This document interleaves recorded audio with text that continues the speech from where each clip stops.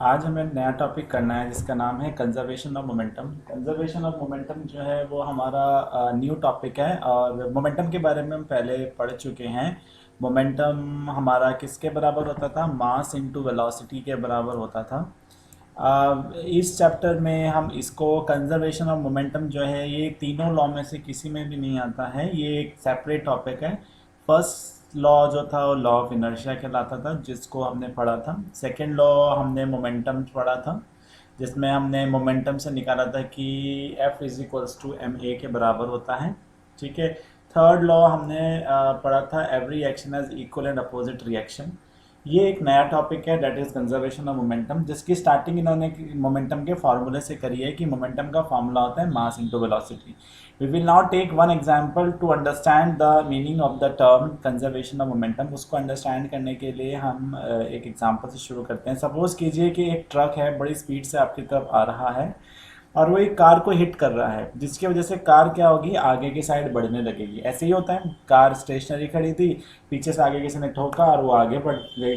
Now in this position the velocity of the truck decreases. ऐसी case में क्या होता है, जो ट्रक बहुत तेजी स्पीड से आ रहा था वो तो उसकी वेलोसिटी तो थोड़ी रुक जाएगी, है ना, उसकी वेलोसिटी तो थोड़ी सी कम हो जाएगी।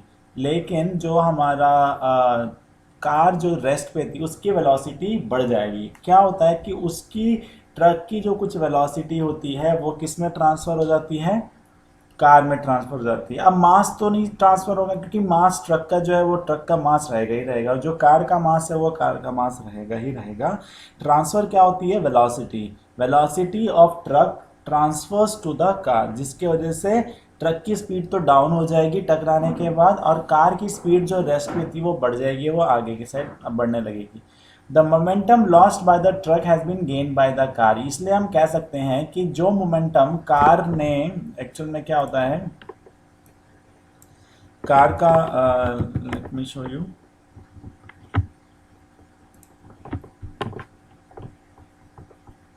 होता क्या है कि हमारा कार का जो मोमेंटम होता है पी इज इक्वल्स टू,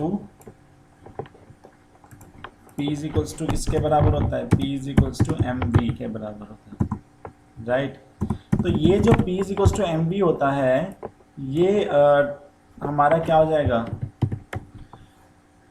मास जो होगा वो तो सेम रहेगा, लेकिन वेलोसिटी जो होती है वो क्या कहाँ ट्रांसफ़र हो जाएगी, हमारी कार में ट्रांसफ़र हो जाएगी। Suppose a speeding truck hits a stationary car, आगे बढ़ेंगे हम इसमें।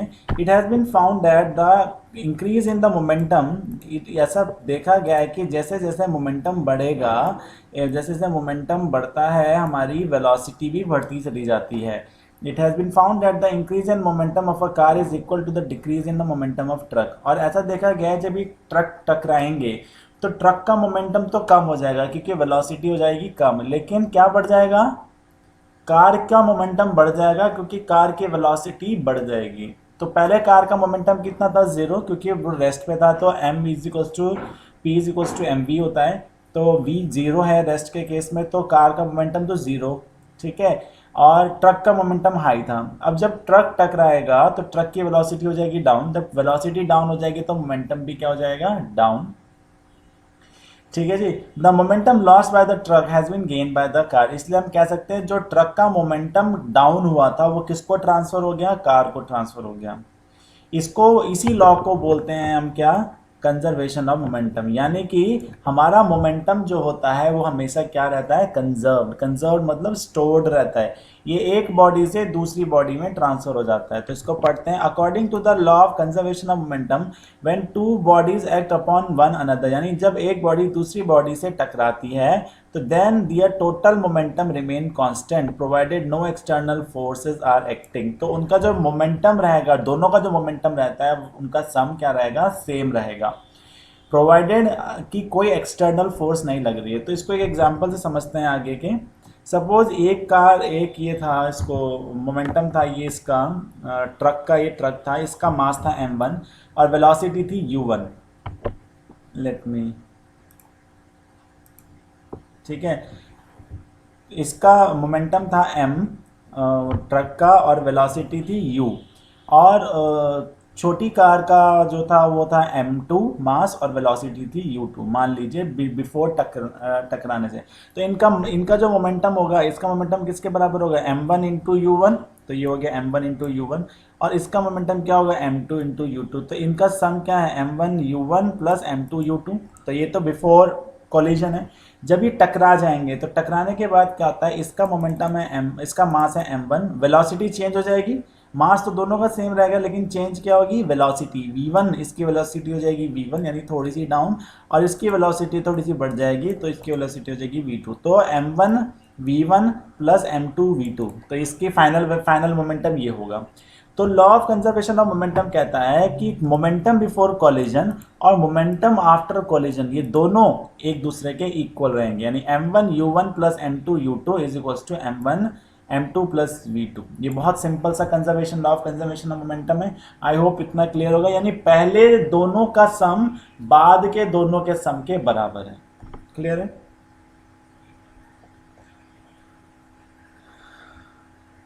इस पे कुछ न्यूमेरिकल्स कर लेते हैं हम। एप्लीकेशन, इसकी एप्लीकेशन कहाँ है? We have already studied that हमने रॉकेट्स और जेट्स में देखा था कि every action has equal and opposite reaction, right? तो वहाँ पे भी इसका यूज़ होता है। एक्चुअल में क्या होता है, जो रॉकेट उसके अंदर फिल किए, जो केमिकल फिल किया जाता है रॉकेट के अंदर, वो जलता है।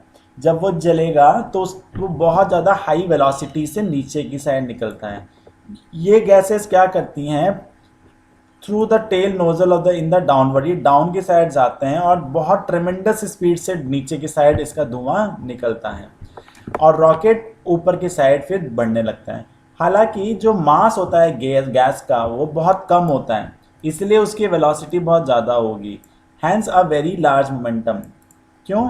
क्योंकि देखो स्टार्टिंग में उसका गैस का तो मास बहुत कम होगा, लेकिन गैस बहुत तेज स्पीड से निकल रही है, तो टोटल मोमेंटम क्या हो जाएगा, गैस का हाई हो जाएगा। क्योंकि अगर एक भी वैल्यू बड़ी हो तो मोमेंटम बहुत हाई हो जाता है। मास भले ही कम है गैस का, लेकिन वेलोसिटी तो हाई है, तो वो उन दोनों का मल्टीप्लाई करेंगे तो मोमेंटम क्या हो जाएगा, गैस के निकलने का बहुत हाई हो जाएगा। और उतना ही मोमेंटम किस पे लग रहा होता है, रॉकेट के ऊपर भी लग रहा होता है। And equal momentum is imparted to the rocket in the opposite, यानी जिस मोमेंटम से वो नीचे जाएगा गैस, उसी मोमेंटम से ही हमारा रॉकेट भी ऊपर की साइड जाएगा। So that in spite of its large mass the rocket goes up with a high velocity, और हमारा रॉकेट भी फिर ऊपर हाई वेलोसिटी से ही जाता है। हालांकि जो हमारा गैस, जो रॉकेट का मास होता है वो बहुत ज़्यादा होता है कंपेयर टू योर गैस, लेकिन फिर भी रॉकेट की वेलोसिटी काफ़ी ज़्यादा होती है। जेट एरोप्लेन्स की अगर हम बात करें तो जेट एरोप्लेन जब उड़ते हैं तो ये पीछे की साइड ये धुआं सा निकालते हुए जाते हैं। A large volume of gas produced by the combustion of fuel is allowed to escape through a jet in the backward. Due to the very high speed or velocity, the backward rushing gas have a large momentum. They impart an equal and opposite भैया momentum. Diagram pen से बनाना है, pencil से?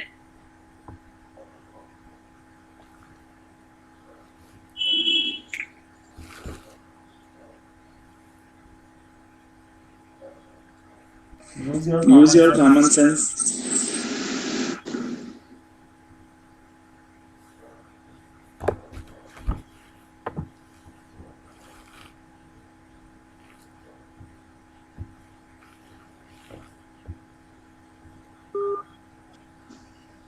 They impart.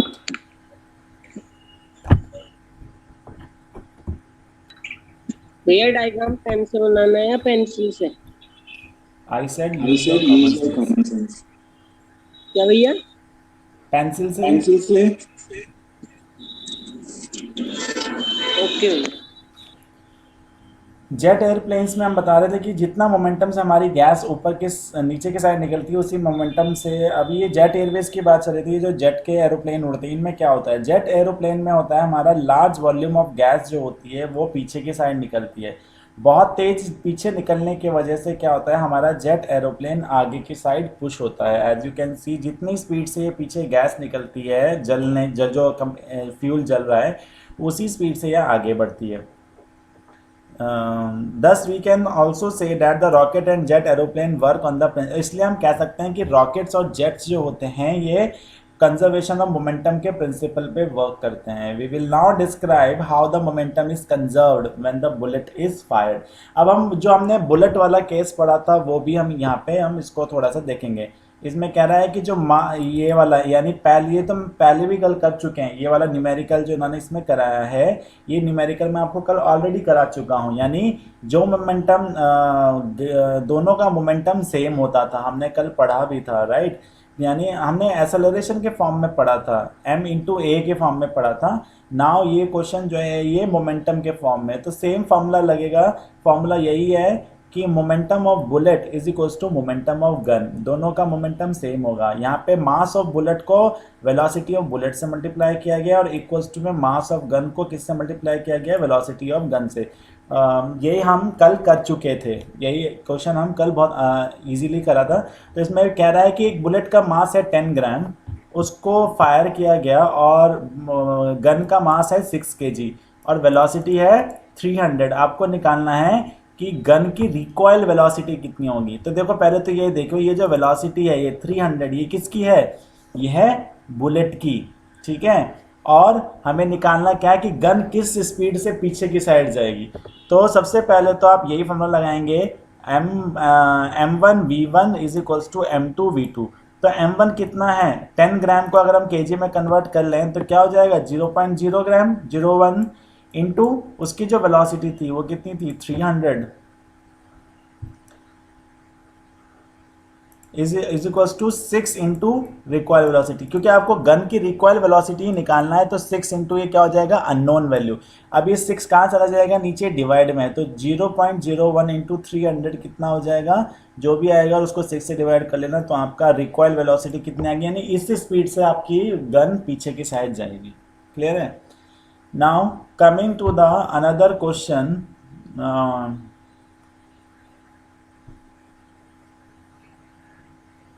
Coming to the another question. ये question जो है ये नया है। ये कह रहा है कि एक कार है जिसका मास है 1500, ट्रैवलिंग एट भैया 25 metre.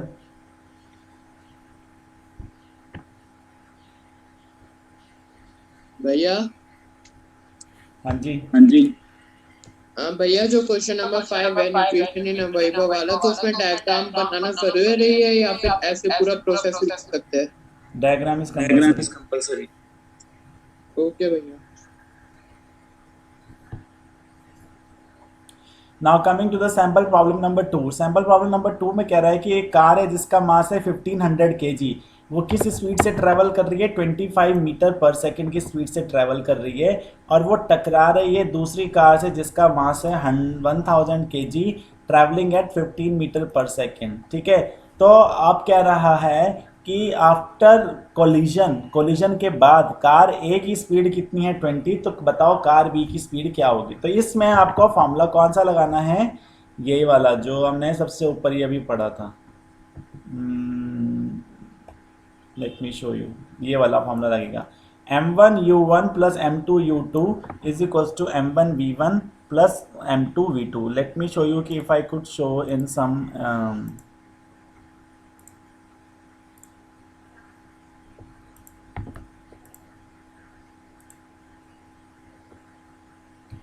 if I could show you, let me check if how could I show you.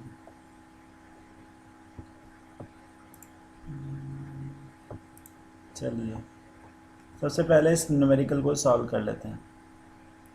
तो आपको फॉर्मूला लगाना है m1v1 m1u1 is plus m1u1 plus m2u2 is equals to m1v1 plus m2u2 v2। ये formula लगाने के लिए मैं सोच रहा हूँ कहाँ आपको दिखाऊँ, लेट मी शो यू, यहीं पे दिखाता हूँ।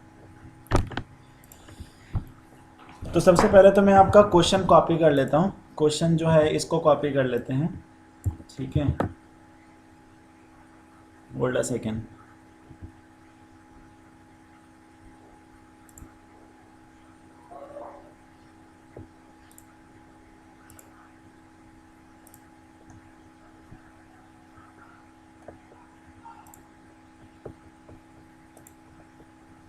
देखिए सबसे पहले मैं आपका क्वेश्चन कॉपी यहाँ पे कर लिया है। कम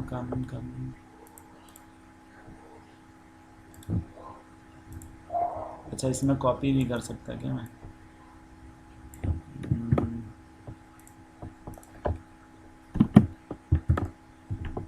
आई guess I am not allowed to copy. हाँ, इसमें कॉपी अलाउड नहीं।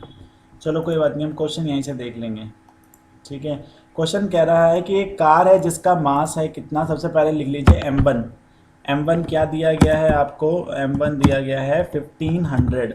ठीक है, और कार की वेलोसिटी दी गई है u1 इज इक्वल्स टू कितना दिया गया है? 25 मीटर पर सेकेंड, और मास की यूनिट है kg। अब ये कह रहा है इधर आपका क्या है, एक दूसरी बॉडी है। ठीक है, दूसरी बॉडी है और उसका मास कितना बोल रहा है, ये सेम लिख लेते हैं उसके लिए भी डिटेल। उसके लिए डिटेल क्या है, ये कह रहा है इसका मास कितना है, इसका मास है 1000 kg। ठीक है, 1000 kg, और वेलोसिटी कितनी दी गई है इसकी? वेलोसिटी दी गई है u2 दी गई है, let me show you, 15 metre per second. u2 is equals to 15 metre per second. ये कहानी कब की है? जब टकराए नहीं हैं। अब क्या है, ये बॉडी इस बॉडी से टकराएगी। ठीक है, तो क्या चीज़ सेम रहेगी आपकी? क्या चीज़ सेम रहेगी आपकी? सेम रहेगा मास, दोनों का मास सेम रहेगा। चेंज क्या होता है, मैंने अभी बताया था, ऐसे न्यूमेरिकल्स में चेंज क्या होता है हमारा? चेंज होती है वेलोसिटी। तो इसका अब देख लेते हैं, ये हो गई दो बॉडी। ठीक है, तो इसका मास तो इसको चेंज, इसको हटा देते हैं। तो इसका मास 1500, ये यहीं आ जाएगा, m1 इज इक्वल्स टू 1500। ठीक है, तो दोनों का मास सेम है, हमें v1 निकालना है, और m2 दे रखा है कितना? m2 दे रखा है कितना आपका? 1000 kg रहेगा।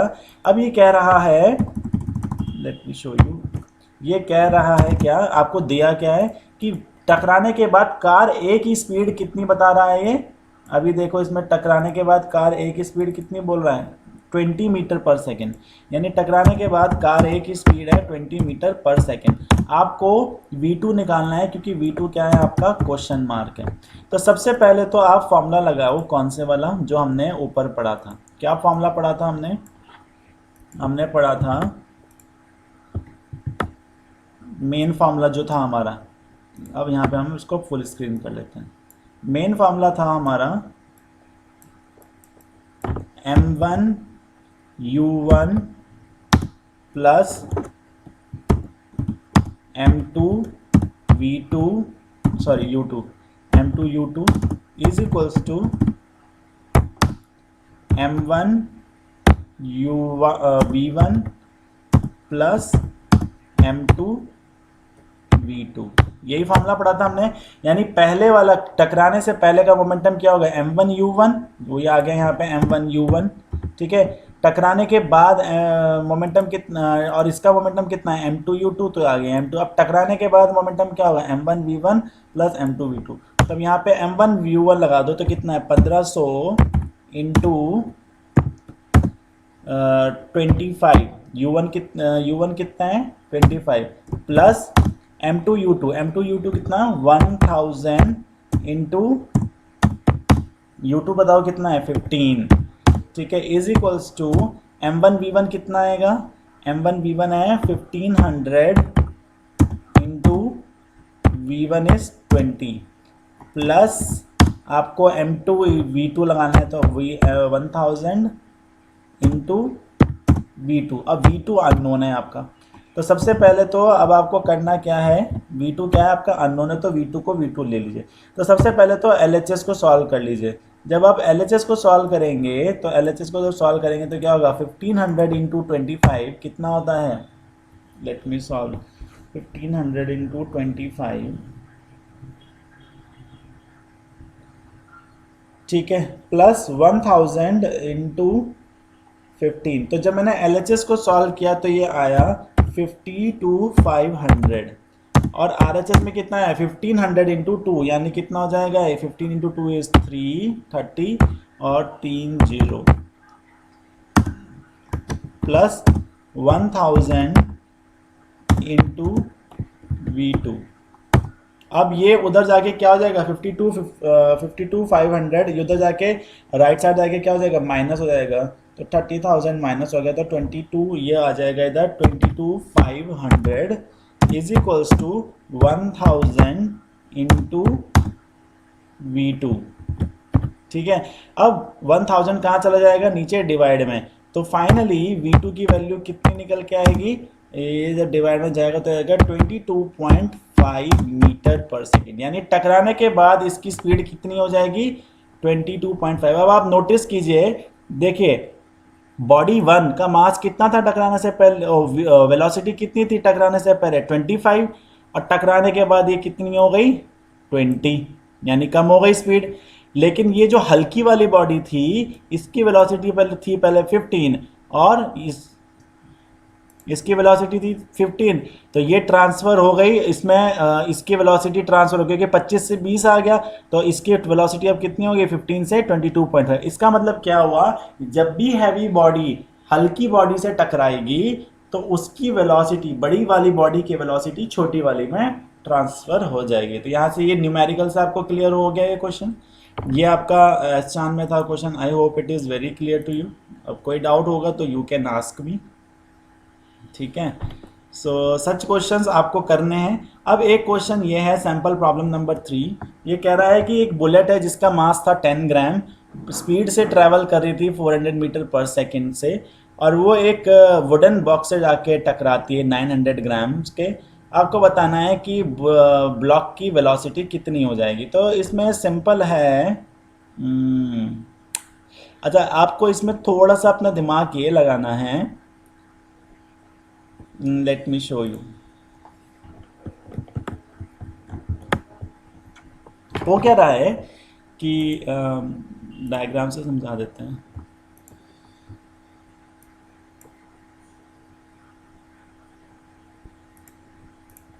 देखिए ये एक कह रहा है कि ये वुडन का बॉक्स था, ठीक है। क्वेश्चन पढ़ लेते हैं, कितना ग्राम बोला इसका 900 ग्राम, 900 ग्राम, 900 ग्राम ने लिख के हम इसको मास कितना लिख लेते हैं इसमें, अगर केजी में कन्वर्ट कर दूं m2 तो 900 ग्राम कितना हो जाएगा 0.9 kg, क्लियर है। अब कह रहा है कि एक बुलेट आके टकरा रही है इस पे, तो एक बुलेट जो आके टकराएगी, मान लीजिए बुलेट आई ये, ठीक है, ये बुलेट आ रही है, कितने ग्राम की बोली इन्होंने 10 ग्राम की, ठीक है। तो ये 10 ग्राम की होगी, तो इसका मास लिख लीजिए m1 कितना दिया गया है 10 ग्राम, ठीक है, कितना दिया गया 10 ग्राम। 10 ग्राम ना लिख करके इसको मैं अगर केजी में लिखूं तो कितना हो जाएगा 0.01 kg, 10 डिवाइडेड बाई 1000 कितना हो जाएगा 0.001, नहीं 0.01। Now coming to the question,